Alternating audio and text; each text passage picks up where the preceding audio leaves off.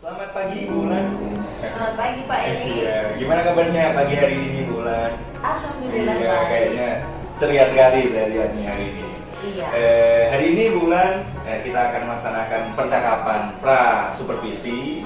Namun demikian, izinkan saya untuk mengucapkan terima kasih yang sebesar-besarnya kepada Bu Ulan karena Bu Ulan telah bersedia untuk nantinya saya catat kegiatan proses pembelajaran di dalam kelas untuk sekaligus saya lakukan proses supervisi.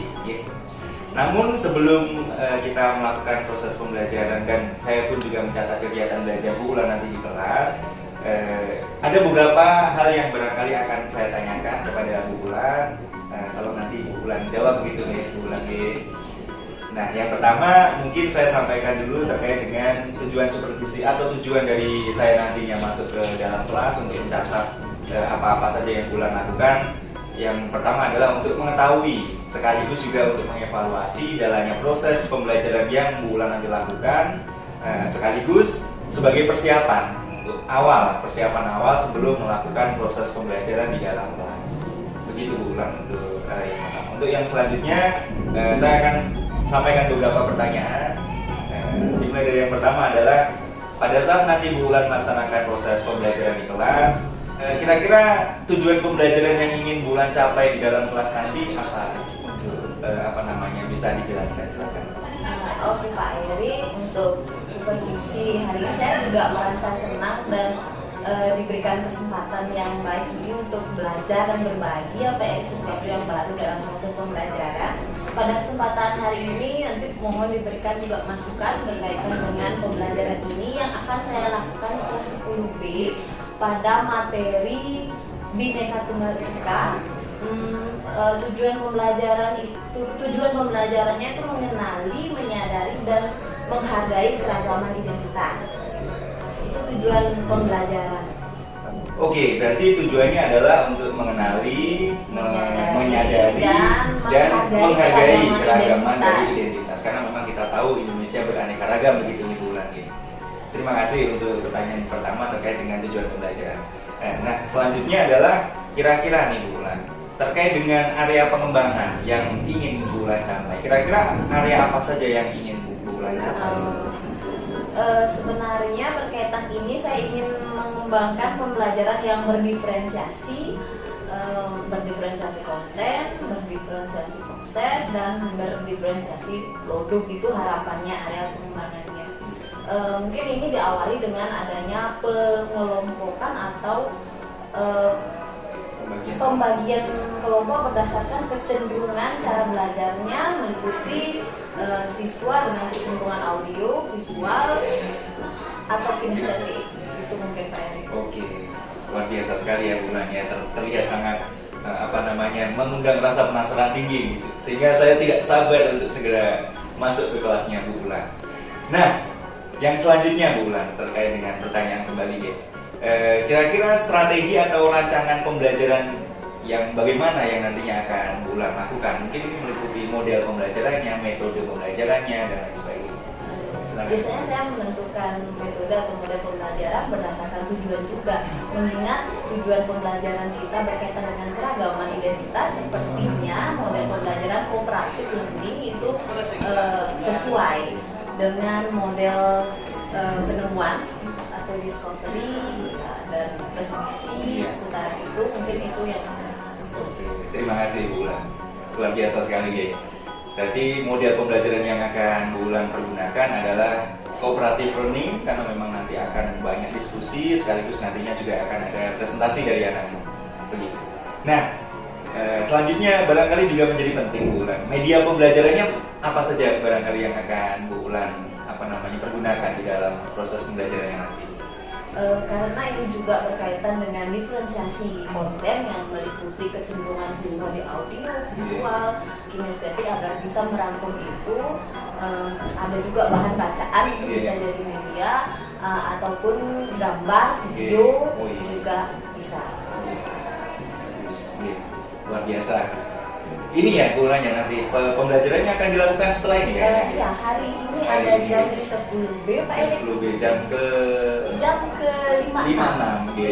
Nah, sekaligus saya informasikan dan sekaligus juga saya memohon izin untuk nanti saya bisa masuk ke kelasnya Bu Ulan, sekaligus untuk mencatat begitu ya, mencatat apa saja yang nantinya akan Bu Ulan lakukan di dalam proses pembelajaran. Sekaligus juga saya informasikan bahwa setelah nanti pada saat selesai saya lakukan supervisi, Bu Ulan mungkin akan saya repotkan lagi untuk melakukan percakapan pasca supervisi.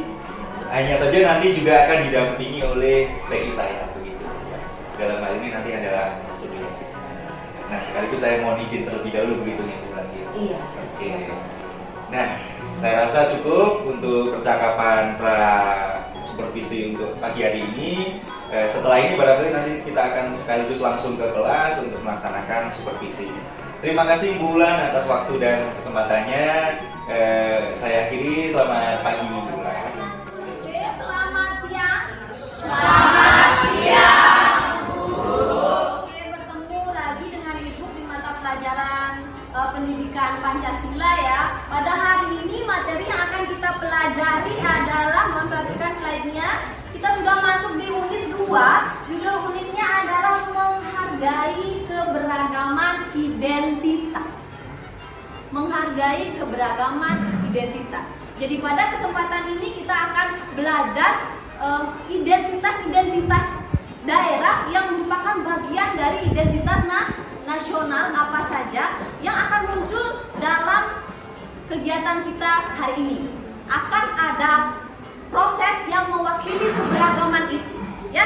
Maka dari itu ikuti petunjuk saya. Sebelum kita mulai, Ibu ingin memberikan sebuah gambaran atau pemaparan besar tentang materi kita.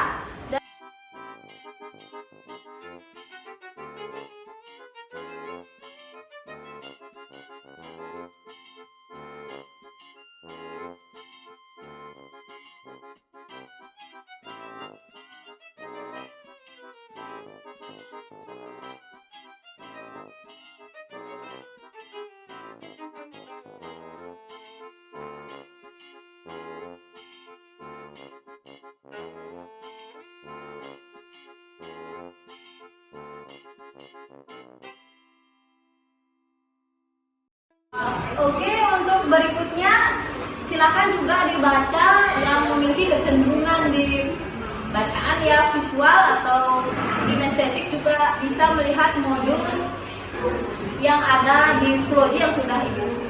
Ya, silakan. Oke, siapa yang diambil satu orang?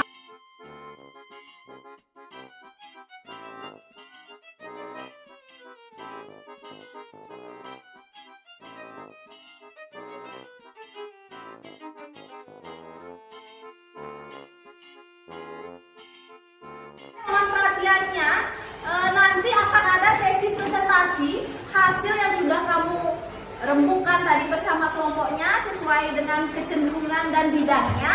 Nanti silakan dipresentasikan. Setiap kelompok memiliki waktu 10 menit untuk presentasi. Kita akan presentasi dulu semuanya, sesi presentasi. Jika ada pertanyaan untuk kelompok yang presentasi, bisa melalui mobile atau WA salah satu anggota yang akan ditanggapi nanti di akhir. Jadi semuanya tampilkan yang menjadi kekhasan dari temamu dan kelompokmu, karena ada identitas kelompok muncul di situ. Bisa dipahami? 10B bisa dipahami? Bisa. Kita mulai hari ini? Ya. Ayo kita mulai. Ya. Tapi saya akan gambarkan secara audio.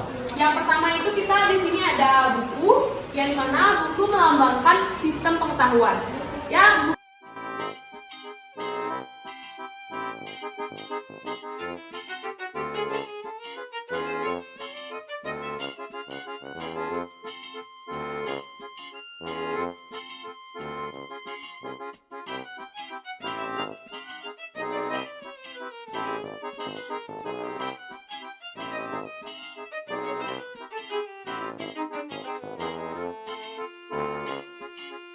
Contohnya seperti gerakan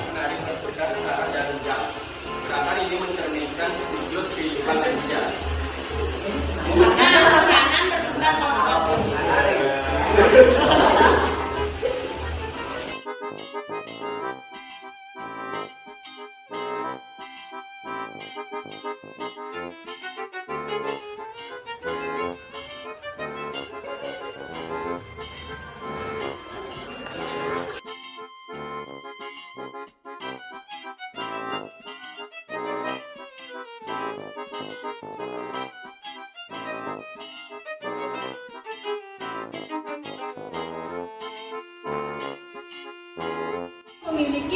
beragam bahasa.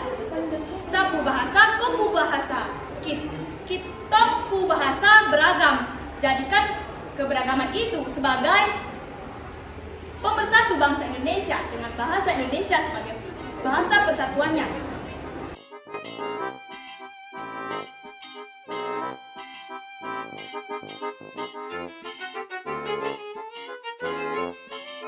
Sarung budaya jeung adat istiadatnya. Ora bisa, ora bisa. Anu bisa medali.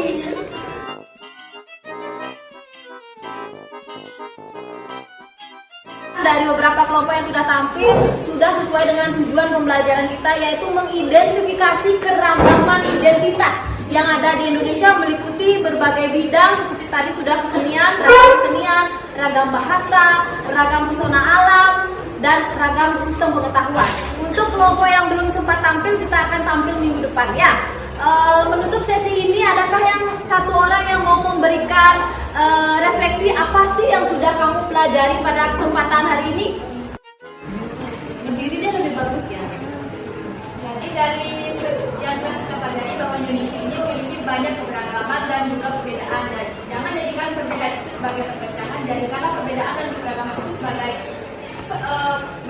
tujuan untuk kita tetap bersatu sebagai bangsa Indonesia, dan keberagaman itu juga menjadi daya tarik tersendiri dan identitas bangsa Indonesia itu sendiri. Oke. Selamat pagi Pak Sudirman.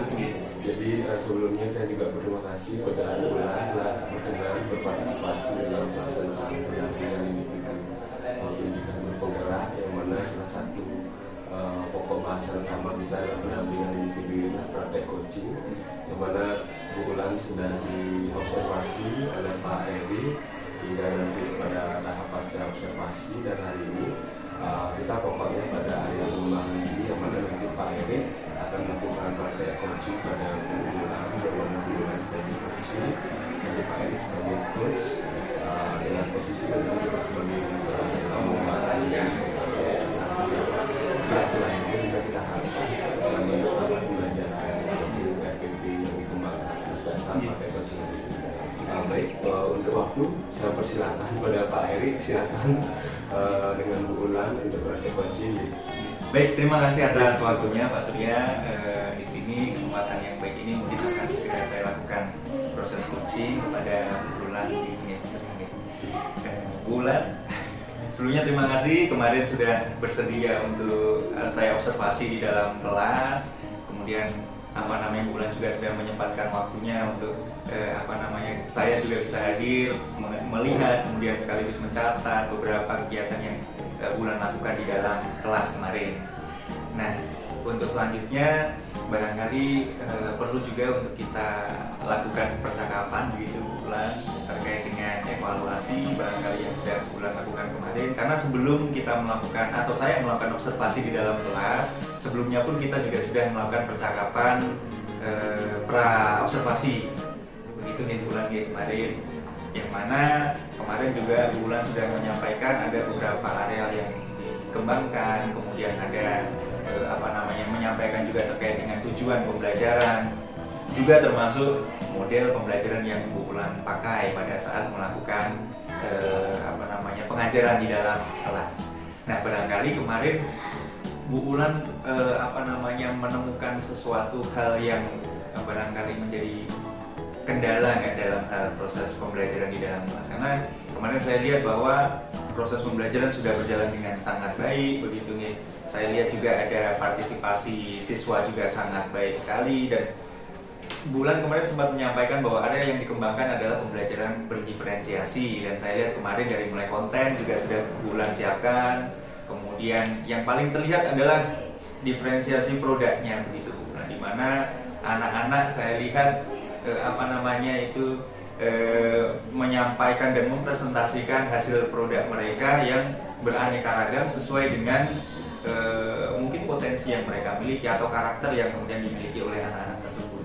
Nah, hanya saja barangkali mungkin juga Bu Wulan ada 1-2 kendala yang bisa disampaikan terkait dengan proses pembelajaran yang Bu Wulan lakukan kemarin. Mungkin bisa diceritakan Bu Wulan. Tapi sebelumnya tujuan kita untuk melakukan proses coaching ini tentu saja pada akhirnya nanti Bu Wulan akan juga menemukan sendiri begitu kira-kira apa sih yang menjadi permasalahan yang saya hadapi, kemudian apa juga yang kemudian harus saya lakukan untuk mengantisipasi atau juga menjadikan solusi dari permasalahan itu. Begitu Bu Wulan. Barangkali mungkin bisa diceritakan apa saja kira-kira yang menjadi atau hal-hal yang menarik yang barangkali Bu Wulan bisa ceritakan. Baik. Terima kasih atas kesempatannya Pak Erik. Saya secara pribadi merasa beruntung, bangga juga, senang juga karena mendapat kesempatan untuk di coach oleh Pak Erik dalam kesempatan ini. Memang ketika pembelajaran yang sudah saya lakukan, temanya harapannya atau area pengembangannya adalah pembelajaran berintegrasi. Saya berupaya mengemas sebuah pembelajaran yang mampu membuat siswa merasa senang atau tertarik dalam proses pembelajaran saya. Di samping itu saya sesuaikan juga metode atau model pembelajaran yang saya gunakan terkait dengan tujuan pembelajaran yang ingin dicapai pada saat itu. Saya hanya mengulang pada kesempatan ini bahwasanya tujuan pembelajaran yang ingin saya capai di situ yaitu siswa mampu mengenal dan menghargai adanya keragaman identitas. Sebenarnya materi ini tidaklah terlalu padat dari segi konten, tetapi lebih kepada bagaimana membangun karakter untuk setiap siswa mampu menghargai perbedaan yang ada. Oleh karena itu memang sih ada beberapa kendala yang mungkin bisa saya mohon dinilainya terkait ini. Pembelajaran berdiferensiasi sendiri dalam gambaran saya atas paparan Pak Erik juga sempat memberikan gambaran tentang pembelajaran berdiferensiasi bahwasanya setiap siswa itu unik dengan ciri khasnya tersendiri. Setiap siswa itu berbeda dalam hal kemampuan belajarnya, atau sekarang kita fokuskan di sini adalah ke aspek dominannya siswa yang dalam hal ini ada 3 kategori ya, yang dominan di audio, visual maupun kinestetik seperti itu. Ya, saya sempat melakukan pemetaan terkait itu. Ternyata di sini ketiga aspek itu kadang-kadang memang muncul di siswa itu ada semuanya. Berkaitan kita tidak bisa memetakan itu berarti dia hanya audio saja, tapi ada juga ke visual, kinestetik, mereka menikmati kegiatan. Sehingga secara general saja saya coba menawarkan atas diferensiasi itu ke dalam kontennya terlebih dahulu ya, sebelum kita ke inti proses kan ada kontennya untuk siswa bisa memahami materi itu. Saya upayakan untuk ada 3 pilihan, saya pakai 3 pilihan saja, yaitu konten yang bisa mewakili audio dengan PPT, kemudian ada konten yang bisa mewakili visual dengan membaca, dan ada juga konten yang bisa mewakili kinestetik. Kemudian kita mengarah ke prosesnya, proses yang juga harapannya bisa mewakili keragaman atau keunikan siswa itu sendiri. Saya upayakan untuk agar siswa bisa mengoptimalkan potensi audio, visual atau kinestetik, sehingga pembelajaran itu ada keragaman juga muncul dalam prosesnya. Aktivitas siswa khususnya itu membaca, kemudian mempraktekkan dan juga membuat sebuah membuat simulasi proses mengupayakan sebuah karya yang bisa dilihat, diamati. Pada proses ini juga ada beberapa sedikit kendala yang mungkin tidak masukannya, bahwasanya ini akan ada dalam artian situasi tidak akan setertib pada umumnya belajar di kelas dengan suasana berdiferensiasi. Kita harus bisa mengelola dengan keunikannya sendiri, dia akan mengekspresikan dirinya sesuai itu, sehingga kelas lumayan dim pada saat itu. Jadi kita berupaya untuk mengendalikan agar tetap kondusif, tapi dia bisa mengekspresikan dirinya dalam proses pembelajaran itu dan sesuai tema. Kemudian masuk ke produk. sempat keteteran juga karena waktu ya sekali masuk pada saat itu agar bisa mewakili audio, visual, dan kinestetik. Yang paling seru pada saat presentasi itu adalah yang mewakili kinestetik karena mereka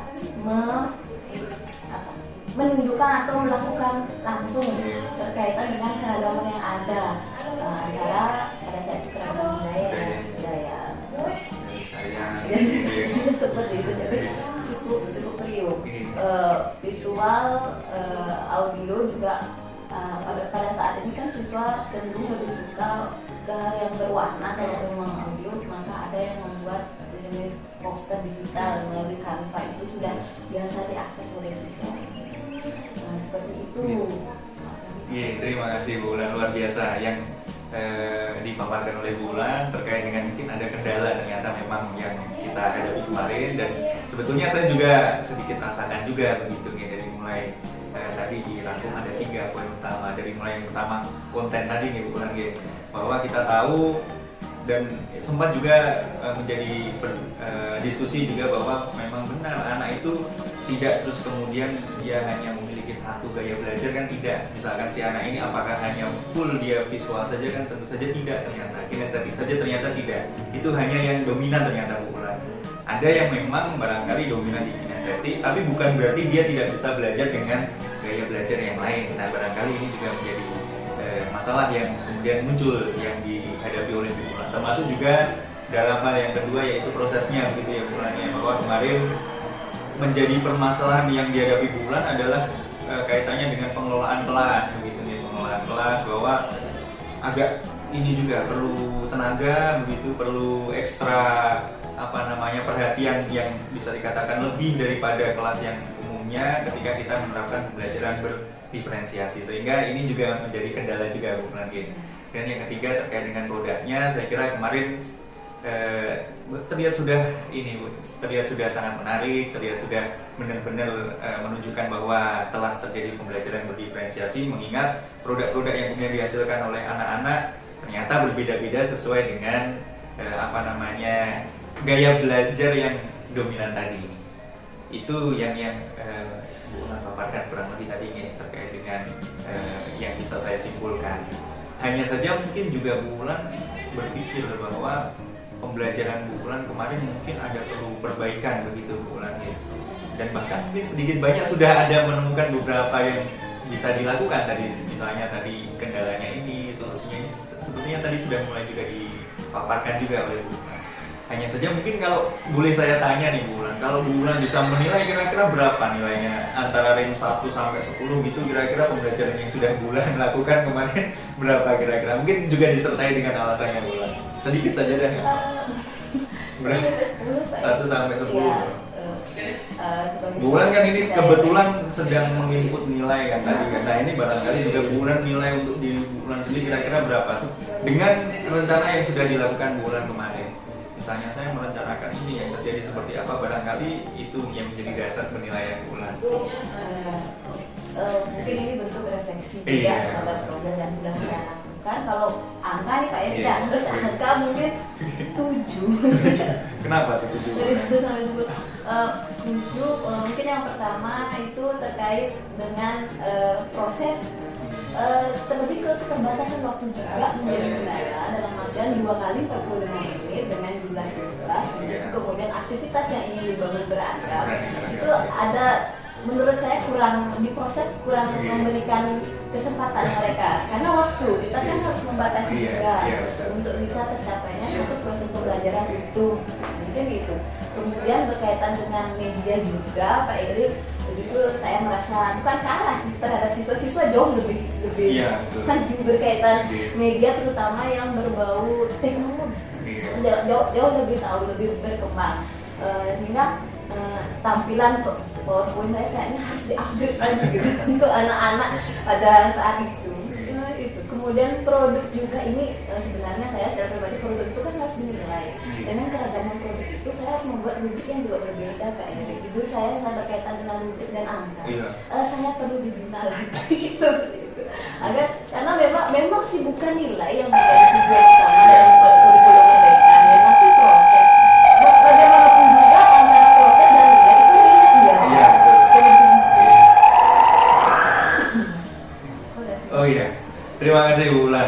sepertinya Bu Ulan dibilang terlalu percaya diri juga tidak, ternyata memberi penilaian 7 karena memang ada beberapa kendala yang pada akhirnya Bu Ulan harus hadapi, dan saya kira juga harus menemukan solusi begitu Bu Ulan ya, dari mulai waktu, kemudian dari mulai media, kemudian ada juga rubrik penilaian begitu Bu Ulan ya. Karena rubrik penilaian ini menurut saya juga sangat vital mengingat produk yang dihasilkan anak-anak kan berbeda-beda. Saya rasa tidak mungkin kalau kita hanya membuat rubrik penilaian yang sama begitu Bu Ulan. Rasa-rasanya itu cukup kurang adil begitu, sehingga mungkin perlu juga nantinya ada hal yang dilakukan oleh Bu Ulan maupun juga saya sendiri begitu nih. Baik, terima kasih Bu Ulan atas jawabannya. Tadi juga dari beberapa paparan yang disampaikan oleh Bu Ulan, saya tangkap beberapa poin-poin permasalahan yang muncul di dalam kegiatan belajar yang sudah dilakukan oleh Bu Ulan kemarin. Nah, kira-kira kalau Bu Ulan kemudian pikir kembali, kemudian resapi kembali, hayati kembali begitu nih, ada nggak hal-hal yang sekiranya bisa Bu Ulan lakukan terkait dengan apa ya? Oh, misalkan saya punya masalah terkait dengan waktu nih, waktu ini harusnya gimana nih yang harus saya lakukan? Kemudian saya punya masalah terkait dengan media, berarti apa yang harus saya lakukan? Gitu. Kemudian rubrik penilaian nih, apa yang harus saya lakukan? Kira-kira ada nggak Bu Ulan yang kira-kira sekarang sudah terpikir begitu? Waktu dulu dah, waktu coba. Untuk waktu, pengelolaan waktu. Gimana kalau yang sekiranya Bu Ulan bisa pikir apa yang harus saya lakukan untuk bisa mengatasi? Kalau memang pembelajarannya dalam artian satu kali pertemuan, ya otomatis saya harus bisa pengelolaan diatur mengenai waktu atau batasan tetap kita berikan ya, agar satu kali pertemuan itu bisa terjadi satu pembelajaran yang utuh. Jadi saya harus menetapkan batasan. Dan sepertinya siswa harus diberitahukan tentang ini sehingga tidak terkesan saya mengkat kreativitas mereka. Seperti itu anak-anak sekarang kadang-kadang lumayan kritis seperti itu. Jadi harus ada bentuk kesepakatan di awal. Kalau itu memang satu kali pertemuan, kalau memang ada kemungkinan waktu lebih, ya bisa dialokasikan 2 kali pertemuan sehingga kita bisa fokus di proses dulu di pertemuan pertama, kemudian di pertemuan berikutnya baru presentasi produk. Itu mungkin waktu, terus kemudian ada lagi yang bisa dilakukan di waktu dulu, kira-kira ada lagi? Ya, sejauh ini 2 solusi itu Pak yang saya bisa mungkin saya terapkan ya. terapkan. Terus yang media Bu Ulan? Untuk media sebenarnya saya juga harus mencari kembali masukan-masukan terkait media interaktif sehingga bisa mengikuti perkembangan zaman mereka, biar nggak ya kita mungkin beda generasi dengan siswanya, tapi pengetahuan kan tetap berkembang. Iya betul. Mau nggak mau Saya tadi mau itu upgrade diri juga juga. belajar mungkin apa atau belajar apa itu kan juga penting juga ya Bu Ulan ya. Terus apa lagi tadi Bu Ulan? Terkait dengan rubrik penilaian gimana kira-kira? Untuk rubrik penilaian ini sendiri jujur saya ini paling awam untuk saya kurikulum Merdeka. Seperti tadi juga memang bukan fokus utama, tapi saya tetap harus ada dasar untuk memberikan penilaian. Mengingat dengan pembelajaran berdiferensiasi yang Bu Ulan lakukan, kira-kira apa ada yang perlu dilakukan ya terkait dengan rubrik penilaian? Ada Pak Eri. Penilaian produk ini kalau dari yang sudah dilakukan kan kategorinya sebenarnya proyek apa bisa Pak, kalau kurang lebih cuman jenisnya berbeda ya, dalam hal ini indikator penilaiannya kan pasti juga berbeda. Mungkin saya akan sesuaikan dengan apa yang dibutuhkan atau apa yang menjadi tujuan dari pembelajaran ini. Jadi siswa bisa apa yang harus dikuasai siswa saya masukkan dalam indikator sehingga tercermin lah apa yang sudah dicapai oleh siswa. Luar biasa. Nah, ini Bu Ulan sudah menemukan sendiri ternyata kan solusi dari masalah-masalah yang Bu Ulan hadapi tadi kan. Barangkali kan nanti ke depan pada prosesnya bisa kemudian kita sama-sama bisa saling koordinasi, bisa saling membantu begitu Bu Ulan ya. Nyatanya Bu Ulan bisa tuh menemukan solusi sendiri begitu. Hanya saja perlu ini Bu Ulan, kalau menurut saya kita kan sudah ada rencana. Bu Ulan tadi sudah ada rencana terkait dengan waktu saya harus seperti ini, kemudian media saya harus seperti ini, kemudian rubrik penilaian juga seperti ini. Nah, untuk kemudian membuat rencana Bu Ulan tadi berjalan sesuai dengan rencana, tentu saja kan ada komitmen yang harus Bu Ulan lakukan. Nah, kira-kira komitmen yang bisa Bu Ulan junjung tinggi supaya perencanaan tadi bisa berjalan lancar, yang mana hal ini adalah upaya kita untuk memperbaiki dalam rangka memperbaiki proses pembelajaran kita di dalam kelas. Kira-kira apa komitmen yang bisa bulan lakukan kira-kira? Berkaitan dengan komitmen saya membuat sebuah pembelajaran yang bertema diferensiasi itu perlu waktu, dan perlu niat ternyata ya. Mungkin ini maksud komitmen ya, dalam artian tidak berakhir ketika saya di coaching oleh Pak Erik, tapi betul, akan berlanjut pada sesi-sesi berikutnya meskipun saya tidak di coaching. Mungkin itu komitmennya yang dibangun ya. Setelah saya melihat siswa, ekspresi siswa, aktivitas siswa ketika pembelajaran saya yang di coaching oleh Pak Erik, mereka menikmati ya, kurang lebih dari 40 siswa ya, saya tidak bisa menilai satu-satu, tapi vibrasi yang saya rasakan di situ cukup positif. Jadi mungkin ini yang akan saya jadikan dasar komitmen untuk ke depan. Ayo lebih mengembangkan diri dan memberikan yang terbaik ya. Mungkin bukan yang sempurna tapi yang terbaik untuk anak-anak. Luar biasa komitmennya berarti berasal dari siswa, karena bulan ketika melihat vibrasi positif dari siswa pada akhirnya memberikan semangat lebih juga untuk kita untuk melakukan apa yang bisa kita lakukan untuk menyediakan pembelajaran yang berkualitas begitu berarti. Luar biasa. Terakhir, langkah pertama apa yang akan bulan lakukan setelah ini kira-kira? Saya akan membenahi kekurangan tadi yang sudah dievaluasi tadi ya, mulai dari perencanaan, proses, ada butuh dukungan dari stakeholder terkait apa teman-teman atau apa saja kira-kira? Yang pertama kan ini termasuk bantuan bagi saya, Pak Erik. Usaha ini, terima kasih Pak. Itu bantuan pertama, paling tidak sudah ada istilahnya diskusi yang bisa sharing, berbagi kan. Untuk selanjutnya dengan guru-guru mungkin di materi saya cuma PKN dulu ya. Kemudian yang disuruh Pak Erik juga, dan yang lain juga atasan pasti juga. Karena terkait kita berada di atas. Misalkan bulan bikin konten terkait PPJ berarti migrasi juga itu kan juga perlu juga. Kritik juga mungkin saya akan berburu lagi. Tega informatika tadi. Luar biasa, terima kasih sekali Bu Ulan. Jujur saya senang sekali bisa ngobrol dengan Bu Ulan, melakukan diskusi seperti ini, setidaknya bisa sedikit memberikan fasilitas kepada Bu Ulan untuk menyampaikan unek-uneknya. Bahkan Bu Ulan, saya tidak menjawab, bahkan Bu Ulan sendiri yang kemudian menjawab solusi dari setiap permasalahan yang Bu Ulan sampaikan. Jujur saya senang sekali dan tentu saja menjadi kebanggaan saya juga kita bisa berdiskusi seperti ini. Bu Ulan gimana perasaannya kalau boleh tahu? Ya seperti awal tadi saya beruntung lah ada istilahnya momen berbagi dan sharing seperti ini untuk mengenal diri, nanti juga untuk meningkatkan pelayanan. Terima kasih Bu Ulan. Saya rasa cukup ya untuk proses coaching yang kita lakukan di pagi hari ini, dan setelahnya harapan saya adalah Bu Ulan bisa benar-benar berkomitmen dengan apa yang sudah direncanakan oleh Bu Ulan tadi. Tentu saja ini dalam rangka untuk meningkatkan kualitas pembelajaran. Begitu Bu Ulan, terima kasih sekali lagi atas waktunya. Saya kembalikan lagi ke Pak. Cukup tidak kira-kira? Terima kasih kepada Pak Erik yang telah melakukan praktek coaching yang sangat baik. Kemudian juga Bu Ulan sebagai coaching, apa yang menjadi esensi telah digali dan ditemukan, khususnya coaching sendiri yang telah menemukan upaya dalam pengembangan diri sendiri.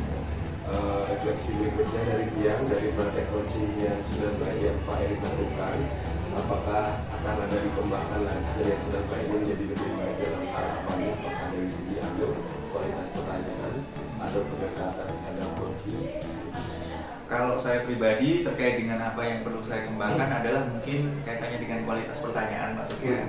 Karena kembali lagi bahwa proses coaching ini menurut saya harus sering untuk dilakukan, untuk kemudian tidak hanya sekedar pada saat saya membutuhkan untuk terkait dengan tagihan nilai saja, tidak sepertinya Mas. Karena mengingat manfaatnya yang saya kira sangat baik, hanya saja ketika ini balik lagi seperti yang saya katakan tadi, misalkan ini hanya saya lakukan untuk tagihan saja, akhirnya kan saya seperti kurang begitu ini kira-kira apa yang saya tanyakan setelah ini kurang begitu mengalir dalam diri saya begitu. Hanya saja kalau memang ini sudah saya lakukan terus-menerus, kemudian sudah benar-benar pada akhirnya bahkan mungkin coach tidak sadar bahwa saya sedang proses coaching yang saya inginkan seperti itu Pak Surya. Sehingga pertanyaan yang saya berikan adalah pertanyaan yang mengalir, saya bisa mendalami kemudian yang menjadi permasalahan dari coach, sehingga pada akhirnya akan memberikan manfaat kepada teman-teman gitu Pak Surya. Jadi pertanyaan ini yang mana solusinya adalah sepertinya biar terus-terusan saya lakukan gitu. Tidak hanya sekali dua kali untuk sekedar tagihan saja, mengingat manfaatnya yang luar biasa. Terima kasih Pak Erik. Jadi Pak Erik telah menemukan esensi dari proses praktek coaching yang mana memang pendekatan juga nilai kolaboratif kita sejak awal. Di sini juga praktek coaching yang Pak Erik lakukan sudah sangat baik. Mulai dari awal telah menetapkan tujuan bersama coach dan coach sendiri memahami dengan sangat baik tujuannya. Kemudian juga identifikasi di awal coach sudah menyampaikan bahwa ini mengembangkan diri dalam proses pembelajaran berdiferensiasi, hingga juga menemukan upaya-upaya perbaikan khususnya dari segi konten, dari segi anggaran dan dari segi efektif, tapi juga dari segi bentuk monitoringnya, karena memang dengan ragam bentuk konten berbeda biasanya ada potensi kayak tadi disampaikan ada Rio, tapi di sisi lain coach sendiri sudah digali di rencana aksi dan tanggung jawabnya khususnya tentang efektivitas waktu seperti itu, juga mencari referensi media interaktif seperti itu. Dan terakhir komitmennya sudah juga dimunculkan dari dalam diri coach sendiri yang melakukan proses yang berkelanjutan sampai dengan ini. Jadi sudah sangat luar biasa Pak Erik. Terima kasih, praktek coachingnya sudah sangat baik. Juga Bu Ulang yang telah berpartisipasi dalam aktivitas kita hari ini. Untuk praktek coaching dari dia sudah cukup, hasilnya sudah sangat bagus. Silakan bisa kita lanjutkan. Terima kasih Pak.